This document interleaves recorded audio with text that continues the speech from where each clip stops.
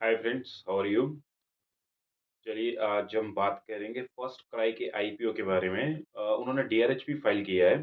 First cry IPO ने first cry ने और जल्द ही उनका आईपीओ आएगा। और फर्स्ट मैं आपको ये थोड़ा बताना चाहता हूँ कि आईपीओ की मार्केट के बारे में। 2023 की तो जो मेन बोर्ड की आईपीओ की जो मार्केट है लगभग अब 2023 खत्म हो चुका है। तो जो बहुत ही ज़बरदस्त आईपीओज़ आए थे, अब इसके बाद ये सेम थिंग अब ये कंटिन्यू रहेगा 2024 में भी। और 2024 में आप जो मेन आईपीओज़ आएँगे, उनमें से ओला इलेक्ट्रिक है, फर्स्ट क्राई है, स्विगी है, ओयो है। ये 3-4 आईपीओज़ ऐसे हैं जो फर्स्ट हाफ में भी लिस्ट हो सकते हैं 2024 में। और ये इलेक्शन से पहले भी हो सकते हैं, सेंट्रल इलेक्शन से पहले भी हो सकते हैं, ये वाले आईपीओ लिस्ट। तो ये सारे आईपीओ भी आ सकते हैं और टोटल 2024 में ये एक्सपेक्टेड है कि ये 60,000 करोड़ तक के आईपीओज़ आएँगे। और इसमें 25 ऐसी कंपनीज़ हैं, जिनको सेबी की ऑलरेडी क्लीयरेंस मिल चुकी है और 29 ऐसी कंपनीज़ हैं, जिनको सेबी की अभी क्लीयरेंस मिलनी बाकी है। So 2024 is also going to be a very good year for IPOs, and lot of companies, lot of new innovative companies will come into this primary market. So as an investor, we will have a very good scope. जैसे last time जैसे कि नेटवेब आया था, idea forge आया था, आजाद engineering आया था, happy forging आया था, डोम्स इंडस्ट्रीज आए थे। तो एक कंप्लीटली एक न्यू जो कंपनीज होती हैं काफी एक डिफरेंट कंपनीज जो जैसे steel, oil and gas, bank, IT को छोड़कर कुछ ऐसी कंपनीज आई थी। और सेम वे लाइक इस बार same way the things will be continued in 2024 also. So as an investor, we'll have a lot. We will have, we'll have an ample option that we can select and we can, invest. तो this is there about the IPO. अब हम बात करेंगे first cry के DRHP के बारे में। First cry first of all ये करती क्या है, ये मैं आपको बता देता हूँ। फर्स्ट क्राई जो बेबी के प्रोडक्ट्स होते हैं, बेबी प्रोडक्ट्स होते हैं, टॉयज होते हैं, मदर्स के जो प्रोडक्ट होते हैं, तो ये सारे के सारे वो बनाती हैं। और इनके कुछ 27 स्टेट्स में कुछ अराउंड 930 स्टोर्स हैं, जिसमें कि इनके कुछ फ्रैंचाइज़ी हैं और कुछ इनके ओन स्टोर्स हैं। 936 स्टोर्स जिस तरह मैंने आपको बताया है, इनके 936 स्टोर्स में से 321 रफली खुद के स्टोर्स हैं और बाकी इनके फ्रैंचाइज़ी मॉडल पर हैं। तो ये पैन इंडिया में 27 स्टेट्स में है, तो ये पैन इंडिया में you can say that they are present. Around 430 cities के अंदर ये प्रेज़ेंट है, 430, 435 सिटीज़ के अंदर। और ये आने वाले टाइम पे फाइनेंशियल 25 जो नेक्स्ट 3 इयर्स में जो ये मनी ले रहे हैं, ये अराउंड रफली 400 प्लस स्टोर्स भी खोलेंगे। अच्छा, अब ये जो आईपीओ की प्रोसीडिंग्स हैं, इनकी जो टोटल आईपीओ आएगा वो 4200 करोड़ का आएगा, जिसमें अराउंड 1806 वो 1816 करोड़ फ्रेश इश्यू होगा, यानी वो पैसा कंपनी में आएगा और कंपनी उसको यूटिलाइज़ करेगी अपनी ग्रोथ के लिए। अब वो कैसे यूटिलाइज़ करेगी? ये वो इसको इससे वो उसने कुछ मैन्युफैक्चरिंग जो स्टोर्स हैं, वेयरहाउसेज़ हैं, ये इनको ओपन करेगी। अपने कुछ डेट्स हैं, ये वो उसको क्लियर करेगी। अराउंड 688 करोड़ रुपीज़ इस पर्पज़ के लिए जाएगा। और अराउंड इनका जो 57 करोड़ रुपीज़ है, वो टेक्नोलॉजी के लिए जाएगा। और इनका 155 करोड़ रुपीस इन्होंने एलोकेट किया हुआ है मार्केटिंग, सेल्स एंड मार्केटिंग के लिए भी। तो इस तरह से इनकी मेन प्रोसीडिंग्स इन्होंने बताई हुई हैं। और इसमें जो फर्स्ट क्राई में जो इन्वेस्टर सेल करेंगे, उसमें महिंद्रा एंड महिंद्रा भी है। राइट नाउ उसका 11% शेयर होल्डर है और वो भी अपने स्टेक्स शेयर करेगी। सॉफ्ट बैंक है, जिनका 25% शेयर होल्डर है और वो भी थोड़े से अपने स्टेक निकालेंगे। और उसके बाद रतन टाटा जी भी हैं, जो जो अपना सारा का सारा शेयर होल्डिंग निकालेंगे इसमें। और इसमें सबसे एक और भी अच्छी बात है, इसमें सचिन तेंदुलकर वापस से इसमें से सचिन तेंदुलकर इन इन इसको बाय करेंगे, जो भी ये बड़े शेयर्स जो भी मैंने आपको बताया जो ये निकले हैं, जैसे सचिन तेंदुलकर ने भी बाय किए हैं, इन्फोसिस के जो क्रिस गोपाल कृष्ण हैं, उन्होंने भी बाय किए हैं और जो मान्यवर कंपनी के जो प्रमोटर हैं, मोदी हैं, उन्होंने भी बाय करे हैं। तो इसमें एक चीज़ मैं आपको तो बताना चाहता हूँ कि सचिन तेंदुलकर की जो हम पढ़ रहे हैं सेकंड कंपनी है, पहले उनकी कंपनी थी आज़ाद इंजीनियरिंग उसमें भी वो इन्वेस्टेड थे। अभी सेकंड कंपनी है फर्स्ट क्राई तो he is invested in this also. तो आजकल आप देखेंगे काफ़ी सेलिब्रिटीज़ जुड़ जाते हैं कंपनी के साथ एज़ अ प्रमोटर और एज़ एन इन्वेस्टर और that is a very good thing और इट इज़ एक तरह से कह लीजिए जब एक बड़े आइकॉन जुड़ते हैं, तो we also get as an investor we also get a confidence. However that is just कि एक अच्छी बात है, लेकिन हमें ऑफ कोर्स वो पूरा पढ़ना चाहिए and everything we have to read it and then अगर कंपनी समझ आती है, then only we should invest. Just कोई आइकॉन है, तो doesn't mean that we should go and invest that is there.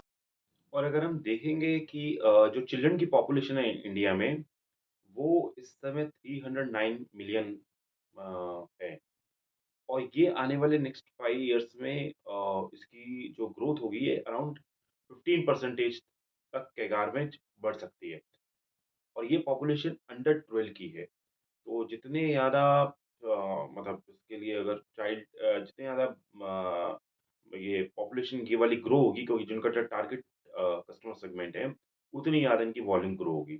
और यही अगर आप चिल्ड्रन की पॉपुलेशन अगर आप देखेंगे यूएसए और चाइना में, तो ये 3% से ग्रो हो रही है नेक्स्ट 5 इयर्स में और चाइना में ये ग्रो हो रही है अराउंड 7% से।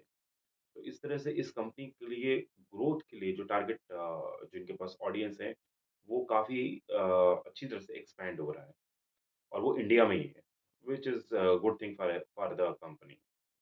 और तभी कंपनीज़ के पास अगर आप देखेंगे तो टॉयज़ जैसे मैंने पहले के प्रोडक्ट्स बताए हैं, इनके पास टॉयज़ हैं, स्लीपर्स हैं, स्टेशनरी है, तो इनके पास गिफ्ट आर्टिकल्स भी हैं और इन्होंने अपने फर्स्ट क्राई के स्कूल्स भी इवन लॉन्च कर दिए क्योंकि कंपनी का ब्रांड नेम और थोड़ा-सा like people know about the FirstCry. तो इन्होंने अब फर्स्ट क्राई के फ्रैंचाइज़ी स्कूल भी इवन लॉन्च कर दिए हैं।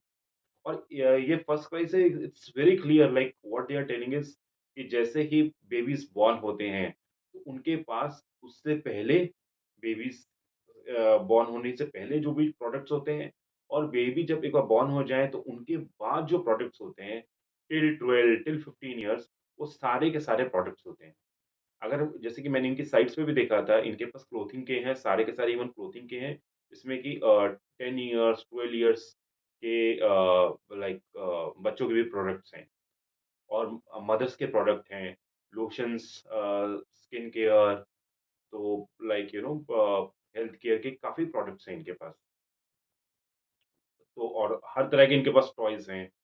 तो like this is one place where like a children and a mother can do the shopping और कंपनी का कस्टमर बेस भी काफ़ी अब अच्छी तरह से बढ़ गया है लास्ट टाइम पे इनका जो कस्टमर बेस था 2 इयर्स बैक वो अराउंड 5.38 मिलियन था जो इस समय ओवर 7 मिलियन तक पहुंच चुका है और इनका अगर एवरेज ऑर्डर देखेंगे पर कस्टमर के हिसाब से तो वो रफली अराउंड 2047 के करीब था 21 में और वही अब 2350 तक पहुंच चुका है। तो आप देखेंगे कि इनका जो कस्टमर है वो भी इंक्रीज हो गए और जो एवरेज ऑर्डर था पर कस्टमर का वो भी इंक्रीज हो गया। इसी कारण इनकी जो सेल्स है वो भी फाइनेंशियल 23 में 5366 करोड़ की इनकी सेल्स हुई है। इससे पहले लास्ट का फाइनेंशियल 22 में इनकी सेल्स थी 2401 की।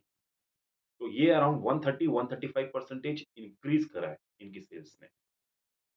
हाउएवर इनके जो लॉसेस हैं वो एक्यूमुलेट हो जो लास्ट ईयर के इनके लॉसेस थे वो एक्यूमुलेट हो रहे हैं और वो 73 करोड़ से अब अराउंड 480 करोड़ पे हो चुके हैं। इनके जो मार्जिन्स हैं ये अराउंड इस समय इनके जो मार्जिन्स हैं, एबिटा मार्जिन्स हैं, वो 2 परसेंटेज पर हैं और ये पहले 5 परसेंटेज के मार्जिन पे थे। तो अभी इनके 2 परसेंटेज के मार्जिन पर हैं। और अगर आप इसमें ये भी देखेंगे कि this is was all about the financial and this was all about the company overall thing जितना डीआरएचपी में अ, मैंने जितना पढ़ा है।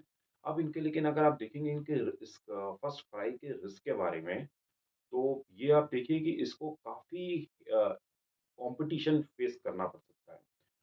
कॉम्पिटिशन किस तरह से है क्योंकि अगर आप देखेंगे रिलायंस है, इसी में रिलायंस ट्रेंड है, इसी में अगर आप देखेंगे टाटा स्काई ट्रेंड भी है because they can also come with the baby product.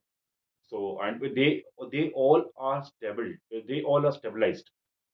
Birla के भी पेंटलून के स्टोर्स हैं, तो दे ऑल आर स्टेबलाइज्ड। उनके डिस्ट्रीब्यूशन चैनल और सारा अगर आप देखेंगे वो ऑलरेडी बना हुआ है and they didn't have to do anything extra what FirstCry has to do. और कंपनी ने अपने डीआरएचपी में बिल्कुल क्लियरली रिस्क जो मेंशन किया है कि ये 2 इन्होंने कस्टमर्स बहुत तेज़ी से एक्वायर किए हैं। जैसे मैंने बताया 5.3 से ओवर 7 मिलियन कस्टमर्स इन्होंने एक्वायर किए फाइनेंशियल 21 से 23। वो ये बोलते हैं कि it is not a guarantee कि इनको और कस्टमर्स भी मिलेंगे और वो सेम पेस पे कंटिन्यू रहेंगे। एक बात बहुत इम्पोर्टेंट है इनको कस्टमर्स जो अगर नहीं मिलेंगे तो इनका रेवेन्यू नहीं बढ़ेगा और अगर जितने पेस से मिलेंगे उतनी फास्ट इनकी ग्रोथ होगी। तो एक इन्होंने ये भी डिस्क्लेमर डाला है कि डीआरएचपी में ये एक रिस्क भी डाला है और क्यों नहीं मिलेंगे ये हमें समझना पड़ेगा। जैसे मैंने आपको बताया कि इसके कॉम्पिटिशन होंगे, ऐसे ही इनको जो कॉम्पिटिशन है अमेज़न, फ्लिपकार्ट यहाँ से इन सब से भी कॉम्पिटिशन मिलेगा। मीशो इन सब से भी कॉम्पिटिशन मिलेगा और जैसे मैंने आपको ऑलरेडी बता दिया जो ऑर्गनाइज़्ड प्लेयर हैं जैसे रिलायंस हो गया है, ट्रेंट हो गए हैं और कोई भी अन्य बिरला के जैसे हैं आउटलेट्स ऑलरेडी हैं। तो इनसे इनको कॉम्पिटिशन मिलेगा। तो और इसमें अगर आप देखेंगे इन चीज़ों में काफ़ी ज़्यादा प्लेयर्स अब धीरे-धीरे करके आ रहे हैं। जैसे लास्ट टाइम हमने जैसे होनासा का भी पढ़ा था। होनासा जो इसी प्रोडक्ट्स में है like they just make that beauty product they just make cosmetics and all that products वो बनाते हैं। तो धीरे-धीरे हो सकता है कि if like given an opportunity they like other players like them also they can also pitch in which they don't have that uh, we cannot ruled it out। और इनको ये भी रिस्क है कि इनको जो कस्टमर्स को सेल करने के लिए इनको ज़्यादा इंसेंटिव्स देने पड़ते हैं और इनको मार्केटिंग अच्छी तरह से करनी पड़ती है, एडवर्टाइजिंग अच्छी तरह से करनी पड़ती है। तो उसमें डेफ़िनेटली इनका काफ़ी एक्सपेंडिचर जाता है और वो मार्जिन को ऑफ कोर्स कम करेगा और आने वाले टाइम पे इनको स्टॉक ऑप्शंस जो अपने एम्प्लॉइज़ हैं, वो भी देने पड़ेंगे। This is all being mentioned in DRHP तो इनको वो भी देने पड़ेंगे, स्टॉक ऑप्शन भी देने पड़ेंगे और ये स्टॉक ऑप्शन देंगे तो भी खर्चा आपका आएगा। स्टॉक ऑप्शन क्या होती है? स्टॉक ऑप्शन आप अपने एम्प्लॉइज़ को एक कंपनी अपने एम्प्लॉइज़ को शेयर देती है। जो शेयर देती है, उसकी जो कॉस्ट प्राइस है, जैसे कि सपोज़ करिए 100 का शेयर है, तो कंपनी को वो जो एम्प्लॉइज़ को स्टॉक जो वो देगी, वो देगी ₹20 का सपोज़ देती है ₹20 का। तो जो बैलेंस ₹80 होता है, वो कंपनी को खुद बियर करना होता है और वो बैलेंस ₹80 जो होता है, वो कंपनी अकाउंटिंग स्टैंडर्ड के हिसाब से नेक्स्ट 3 टू 4 इयर्स पे दिखा सकती है। स्टॉक ऑप्शन के जो उनके पी&एल में हिट कर सकती है और पी&एल में जो भी चीज़ हिट होगी, तो आपके नेट प्रॉफिट कम होगा। नेट प्रॉफिट कम होगा, तो जो हमारी अर्निंग पर शेयर है, वो कम होगी और अर्निंग पर शेयर सिर्फ़ आपको पता ही है, जैसे कि इक्विटी शेयर होल्डर्स की होती है। और अगर इक्विटी शेयर की अर्निंग कम होती है तो स्टॉक पे प्राइस पे इम्पैक्ट आता है। और जिस तरह मैंने आपको बताया था कि फर्स्ट क्राई के जैसे कि इन्होंने डीआरएचपी में तो लिखा ही हुआ है कि इनके मार्केटिंग एक्सपेंडिचर्स काफ़ी कंटिन्यू रहेंगे। इनके जो इंसेंटिव्स है कस्टमर इंसेंटिव्स के वो भी एक्सपेंडिचर काफ़ी कंटिन्यू रहेंगे और इनकी स्टॉक ऑप्शंस भी कंटिन्यू रहेगी। ये स्टॉक ऑप्शन भी होगी। और तो फिर इनके जो एक्सपेंडिचर्स हैं ये काफ़ी ज़्यादा इंक्रीज़ होंगे और लास्ट अगर फाइनेंशियल 21 में देखेंगे, इनके अराउंड ये सारे एक्सपेंडिचर 140 करोड़ के थे। मार्केटिंग के और एडवर्टाइजिंग के एक्सपेंडिचर, वो फाइनेंशियल 23 में बढ़ के 456 करोड़ रुपीज़ भी हो चुके हैं। तो अगर आप देखेंगे तो इनके एक्सपेंडिचर ये वाले काफ़ी इंक्रीज़ हो रहे हैं। और इसमें एक चीज़ और मैं आपको बताता हूँ जो इनको क्रेडिटर्स को पैसा देना क्रेडिटर्स वो होते हैं जिनको एक कंपनी को पैसा देना होता है। तो वो लायबिलिटी साइड में आएँगे। और जो पैसा इनको क्रेडिटर्स को देना है, वो अराउंड 800 करोड़ का इनको पैसा देना है क्रेडिटर्स को।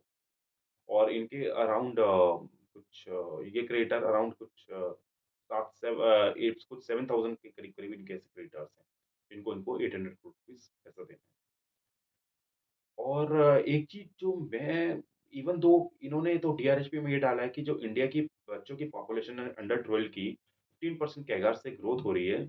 बट अगर हम देखें like a general point what I just want to put, all Indians mostly now पहले सभी के घर में 2-2 या 3-3 किड्स होते थे। अब धीरे-धीरे 2 या 1 किड्स तक रह गया है ये बिकॉज़ ऑफ व्हाटएवर क्योंकि फैमिलीज़ सिटीज़ में आ चुकी हैं, थोड़ी श्रिंक हो चुकी हैं और maybe it's very costly also now कि पूरा का पूरा means it's all preference on the individual but mostly अब ये 1 किड तक काफ़ी फैमिलीज़ हैं जिसमें 1 किड तक रह गया है।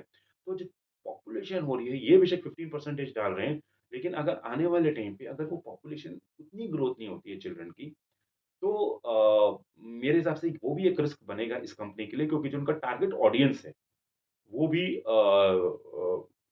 जो एक्सपैंड जो हो रहा है, वो उस वे से एक्सपैंड नहीं होगा, जिस वे से ये सोच रहे हैं। So this is also, I will consider this also a risk. So this was all about First Cry. I hope you like the video.